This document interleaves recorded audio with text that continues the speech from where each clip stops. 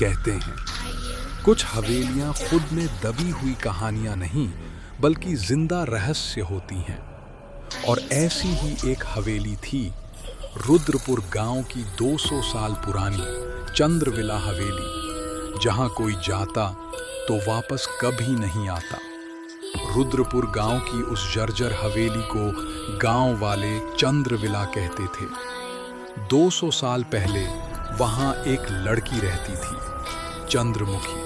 कहते हैं वो बेहद खूबसूरत थी, लेकिन उसकी खूबसूरती के पीछे छुपा था एक भयानक रहस्य।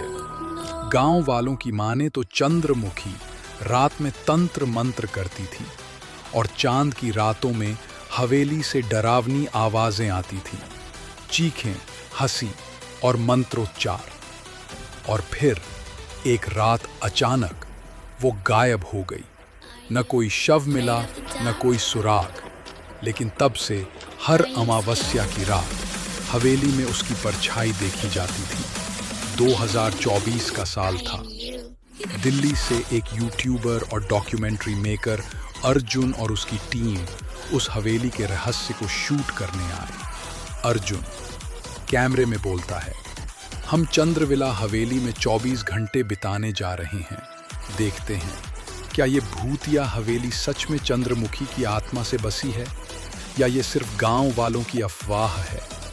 उनके साथ 2 और लोग थे, रिया जो स्पिरिचुअल रिसर्चर थी और विक्रम जो कैमरा संभाल रहा था। रात 11 बजे वे हवेली में घुसे। हवेली के अंदर घुसते ही अजीब सन्नाटा, दीवारों पर जले हुए हाथों के निशान और एक जगह चंद्रमुखी की पुरानी पेंटिंग लटकी हुई थी। उसकी आंखें उन्हें घूर रही थीं। रिया ने कैमरे में रिकॉर्ड किया। इस हवेली में एनर्जी बहुत भारी है, किसी आत्मा की मौजूदगी का एहसास हो रहा है। अचानक लाइट्स झपकने लगी और दूर से एक धीमी सी आवाज आई, चंद्रमुखी। विक्रम कैमरा लेकर उस ओर भागा, पर जैसे ही वह हवेली के दाहिनी ओर के कमरे में पहुंचा, दरवाजा अपने आप बंद हो गया। जब अर्जुन और रिया उस कमरे तक पहुंचे तो अंदर कोई नहीं था। कैमरा जमीन पर पड़ा था और उसकी स्क्रीन पर विक्रम का आखिरी रिकॉर्डिंग चल रही थी।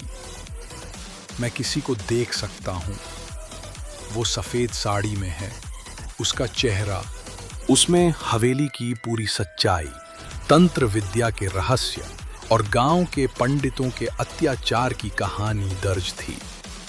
अर्जुन ने उस पर डॉक्यूमेंट्री बनाई, द ट्रूथ ऑफ चंद्रमुखी, और वो वीडियो इंटरनेट पर वायरल हो गया।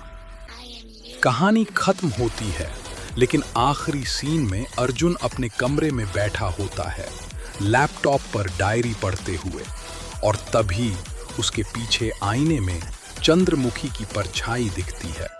तुमने मेरा सच बताया, पर कुछ अधूरा है।